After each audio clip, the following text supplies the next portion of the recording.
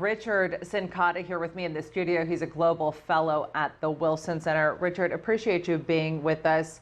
So much happening. What are we to make of all of this? Well, I'm a political demographer, and demographers are actually quite surprised that all of this is happening. Britain and the U.S. and Europe are in a period, a demographic period that is characterized by small families, very educated kids, usually lots of opportunities. Demographers didn't really suspect that this might happen, this kind of divisiveness that has occurred among the electorate. People thought that perhaps this was a period that would be much more productive and that you would see at least a steady economic growth and perhaps political peace, but it's been just the opposite. How does the demographic transition figure into the divisiveness of Britain? Well, I think it's a story that cuts across the developed world. Demographers look at the world divided into several different groups. One group is very young, and that's exemplified by the Sahel, the parts of the Middle East, and other youthful countries where there's a lot of political volatility and violence.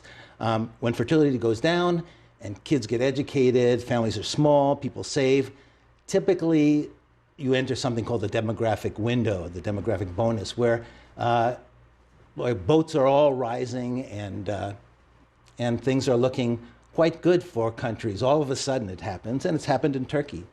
And then after you leave that window where the developed countries are, it's a little bit of a mystery, but we suspected that the institutions were in place, the infrastructure was there, people were educated, that things would go on as planned, sort of. But what's arisen is that a great deal of inequality. Expectations have not been met. Parents, kids are not making the money that they did.